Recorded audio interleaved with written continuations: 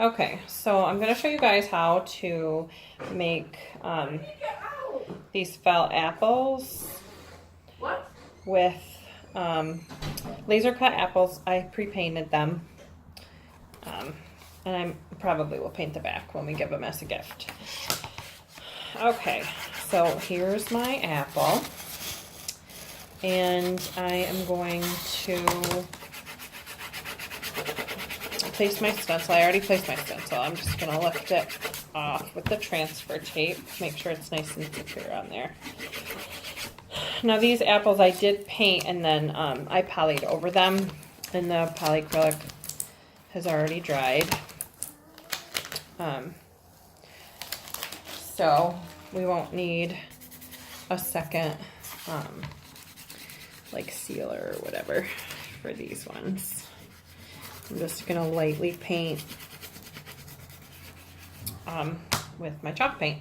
And the paint that I'm using for these ones is called Sheepskin. Again, it's made by Folk Art. That's the one that I really like. So we are going to find the perfect brush. This one's probably... Oh no, this is the one I want. Okay. So I'm just going to kind of dab a little bit on there first, and then we'll like let that dry.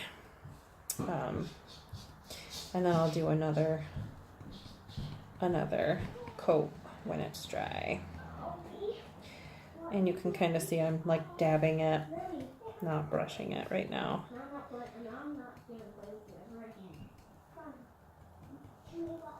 Okay. And the stencil film that I use is Oracle 813 or Oramask 813 stencil film, and I've never had any issues with it. I buy it in the, I think 150 feet is what I get it in. So they come on a big tube. I know people have had trouble like with the smaller ones. The stencil film itself bubbles, but I've never actually had that happen with the bigger tubes, just because I think it's not rolled like super tight and super small on there. It's kind of wider. Right, I'm gonna pause while I dab. Okay, so I can peel this now because I paused it. It's ready to go, so I didn't bore you guys with dabbing and painting. So now we're gonna peel the stencil back, and hopefully it doesn't smear. I like to peel my stencil when the paint is still wet. I just find that you get a cleaner line when you do that. Now we're going to take out the little insides of all of the letters. And I like to use an X-Acto knife. I just feel like I have more control when I'm using a knife versus, or the X-Acto knife versus the weeding tools.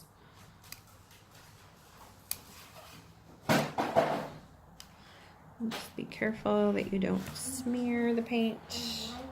Any of the blemishes though, you can just kind of go back and like scrape a little bit, and the paint scrapes right off. That's the one thing I really like about chalk paint. Okay, couple left. The O here. Yeah, see, there's like a little blemish in there, but we'll wait for that to dry before I try to go in and fix it. Alright, that's big enough. I can grab it with my fingers. Alright, so we have the S, the top of the R. Come on, there we go. Alright, S. And the Get that one. There we go. Okay. So now that we have all of the insides out, that says Mrs. O'Connor. Okay, so now we're going to use felt flowers. I have already pre-rolled and pre-cut the flowers. I do cut them with the rotary blade on my maker, and I do only use wool felt. I think that overall it's just a better quality. It cuts better and it works better. And I get my felt from a little shop on Etsy called Sweet Emma Jean. It's all one word, and she has tons of colors. There's just so many. All right, so now we're going to figure out where we're going to place our flowers.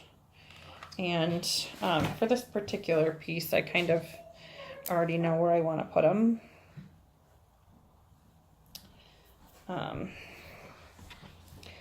So we're just going to place these all around. All right, we're going to put this little guy right here. Okay. And I think this one in particular, I'm only going to do 2 colors. I think that way it won't be overwhelming as far as what it's going to look like. Let's see. Let's place these ones here. All right, boom. Okay, this one. All right, and then I'm going to put these little tiny ones on the sides like this. So I just really love these little ones. And then we'll put 1, maybe 2 in the front. Because they're small enough, they won't mess with the words when you look at it. Okay, 1 more small one. And we're going to stick this right in here, in this little spot here. Okay, so there's our flowers. So now I'm going to put on a couple of leaves. And my leaves are in one of my little bags. Oh, right here. Okay, so I have a couple different leaves that I like to use. I'm actually going to use the brighter ones, I think, for this particular piece. I just think that the brighter ones scream apple to me. I think that's weird, but okay. There's another one. All right, so for my leaves, I do like to put a little dab like down the center. Where are we? Right there. And squeeze it a little bit, kind of like this, just because it gives it like a little, like a teacuppy or a buttercup kind of feel. I'm going to do 2, and then I'm going to glue them together. Like, okay, let's do another one.